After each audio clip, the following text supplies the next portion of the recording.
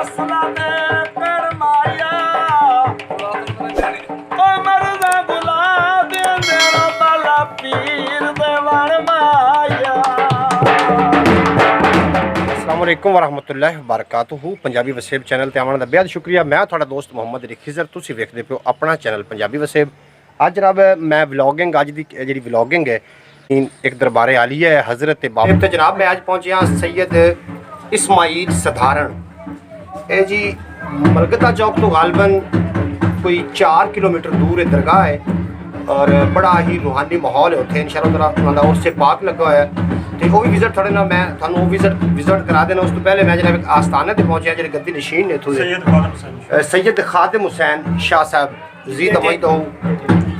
सैयद खादिम हुसैन शाह साहब के बेटे ने जी मोहतरम हज़रत सैयद इस्माइल सधारण के दरबारे पाक से मैं मौजूद हाँ और मैं सैदात के डेरे से उन्होंने खिदमत हाज़र होया। आओ जनाब जेह्ड़े इत्थों दे गद्दी नशीन ने उन्होंने कोलों गलबात पुछिए कि ये जी रस्म है मेला जो मेला होंदा है उर्स पाक होंदा है ये केड़े दिनां च हो रहा है। हुण तां खैर हो रहा है मेरा ख्याल है ये 2 दफ़ा होंदा या 3 दफ़ा होंदा है। ये जनाब उन्होंने दी ज़बानी ही सुनते हैं तो तुसीं वीडियो नूं एंड तक वेखना ताकि सारा माहौल तुहाडे नाल शेयर किया जा सके।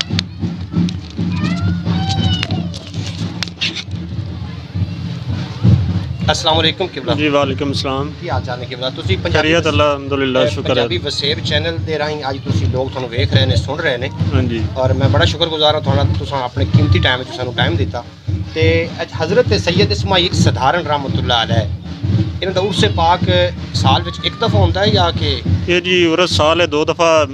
मनाया जाता है जी। उर्स पाक जो है हज़रत सखी इस्माइल शाह सधारण रहमतुल्लाह अलैह माशाअल्लाह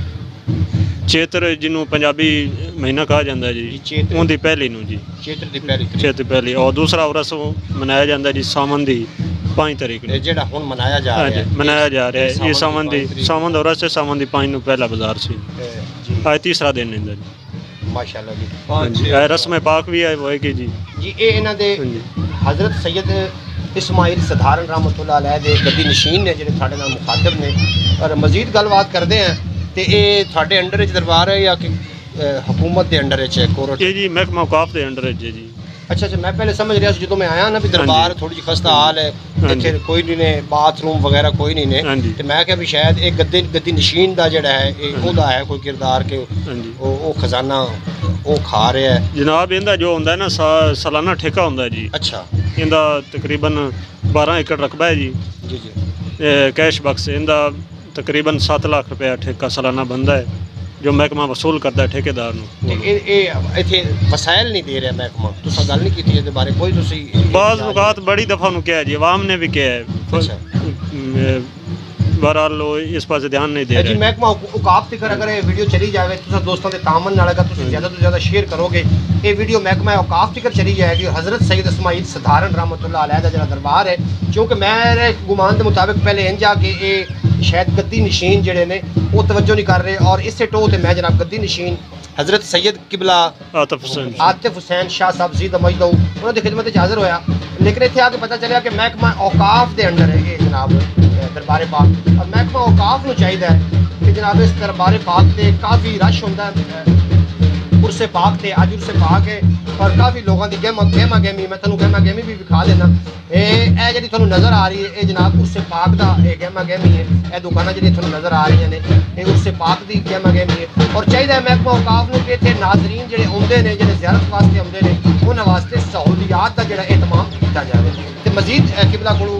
कोई गलबात पुछनी तुसीं मजीद कोई पंजाबी वसेब चैनल ते गल करना चाहोगे सर ये बहुत प्यारा चैनल है वसेब चैनल जी जी माशाअल्लाह अल्लाह इन्होंने आबाद रखे जी ये भाई और भी तौफीक देवे जी बहुत मेहरबानी जनाब ते बहुत अच्छे हैं तो अज इन्हों बड़ी इन्हों की बहुत मेहरबानी इन्होंने सानू दरबार पाक ते आके टाइम दिता जी तो अल्लाह इन्हों आबाद रखे जी ये चैनल भी आबाद रखे जी। हाँ जी ये सैदात ने जनाब अगर इन्हों की दुआ कबूल होगी तो साढ़े बेड़े पार हो जाने ने होर लोग भी साढ़े नाल मौजूद ने उन्होंने भी मैं थोड़ी मुलाकात करवा देना गाए बगाए तो यह जनाब जो थोड़ा सूफी नज़र आ रहे हैं सूफी साहब इन्हों नाल तारफ करिए उन्होंने तारफ उन्होंने ज़बानी ही सुनते हैं हाजी अल्लाह दिता साहब जेडे के मुरीदैन ने ਰਕਬੇ ਦੇ ਠੇਕੇਦਾਰ ਨੇ ਦਰਬਾਰ ਦੇ ਇਹ ਜਿਹੜੇ ਨੇ ਪੜੋਸੀ ਨੇ ਜਨਾਬ, ਇਹ ਜਿਹੜੇ ਸਾਡੇ ਨਾਲ ਤਸ਼ਰੀਫ ਰੱਖਦੇ ਨੇ, ਉਹ ਕੋਈ ਆਪਣਾ ਪੈਗਾਮ ਰਿਕਾਰਡ ਕਰਾਉਣ, ਕੋਈ ਪੈਗਾਮ ਦੇਣਾ ਚਾਹੋਗੇ ਜੀ ਦਰਬਾਰ ਦੇ ਹਵਾਲੇ ਨਾਲ? ਜੀ ਪੈਗਾਮ ਇਹ ਅਸੀਂ ਦੇਣਾ ਚਾਹੁੰਦੇ ਹਾਂ, ਸਾਡੀ ਗੁਜ਼ਾਰਿਸ਼ ਤੇ ਇਹੀ ਹੈ ਕਿ ਮਹਿਕਮਾ ਠੇਕਾ ਗਾਲਬਨ ਕੋ 7 ਲੱਖ ਦੇ ਕਰੀਬ ਇਹਦਾ ਵਸੂਲ ਕਰਦਾ ਹੈ ਤੇ ਅੱਲਾ ਦੇ ਵਲੀਆਂ ਦੇ ਸਦਕੇ ਉਹਨਾਂ ਕੋਲੋਂ ਹੀ ਉਹ ਰੋਜ਼ੀ ਖਾ ਰਹੇ ਨੇ। ਤੇ ਮਹਿਕਮੇ ਨੂੰ ਅਸੀਂ ਤਾਂ ਇਹ ਰਿਕੁਐਸਟ ਕਰਾਂਗੇ ਤੁਹਾਡੀ ਵਸਾਤਤ ਦੇ ਨਾਲ ਕਿ ਇੱਥੇ ਦਰਬਾਰ ਤੇ ਕੋਈ ਜੋ ਵੀ ਮਾਮਲਾਤ ਹਨ ਉਹਨਾਂ ਨੂੰ ਥੋੜਾ ਜਿਹਾ ਨਜ਼ਰਸਾਨੀ ਉਹਨਾਂ ਤੇ ਕਰਨ। ਕੋਈ ਬਾਅਦ ਲੈਟਰੀਨਾਂ ਵਗੈਰਾ, ਕੋਈ ਪੰਪ ਵਗੈਰਾ, ਕੋਈ ਐਸੇ ਕੋਈ ਦੀਵਾਰਾਂ ਵਗੈਰਾ ਜਾਂ ਜੋ ਵੀ ਮਾਮਲਾ ਹੈ ਉਹ ਪੀਰ ਸਾਹਿਬ ਕੋਲ ਕਿਬਲਾ ਕੋਲ ਰਹਿਨਮਾਈ ਲੈ ਕੇ ਜਿਹੜੀ ਜ਼ਰੂਰਤ ਦੀ ਚੀਜ਼ਾਂ ਹਨ ਨਾ ਜੀ ਉਹਨਾਂ ਤੇ ਉਹ ਮਿਹਰਬਾਨੀ ਕਰਨ ਤਾਂ ਕਿ ਆਉਣ ਵਾਲੀ ਆਵਾਮ ਇਹ ਫਾਇਦਾ ਉਠਾ ਸਕੇ। ਤੇ ਬਸ ਇਹ ਸਾਡਾ ਤਾਂ ਹੈ ਜੀ। ਤੇ ਅੱਲਾਹ ਪਾਕ ਤੁਹਾਡਾ ਚੈਨਲ ਨੂੰ ਵੀ ਆਬਾਦ ਰੱਖੇ ਔਰ ਤੁਹਾਨੂੰ ਵੀ ਆਬਾਦ ਰੱਖੇ ਤੇ ਇਹ ਸਦਾ ਇਹ ਰੌਣਕਾਂ ਐਵੇਂ ਆਬਾਦ ਰਵਣ। ਬੜੀ ਮਿਹਰਬਾਨੀ ਜਨਾਬ ਦੀ। ਜੀ ਮਜ਼ੀਦ ਜਿਹੜੀ ਗੁਫ਼ਤਗੂ ਹੈ ਉਹ ਅੱਗੇ ਚੱਲ ਕੇ ਇੰਸ਼ਾਅੱਲਾਹ ਤਾਲਾ ਦਰਬਾਰ ਪਾਕ ਦਾ ਜਿਹੜਾ ਇਹਾਤਾ ਹੈ ਕਿਬਲਾ सैयद सैदात भी तशरीफ़ फरमा ने और हाजी अलादीता साहब ने भी अपना पैगाम रिकॉर्ड करवाया। और जो तुसा दोस्तों को गुजारिश है कि इस वीडियो को इतना शेयर करो ताकि महकमा औकाफ तक जावे और इस अज की इस गुफ्तगू ते अज दे इस व्लॉग ते महकमा औकाफ कोई अमल दरामद करे। अगे चलते हैं जनाब एक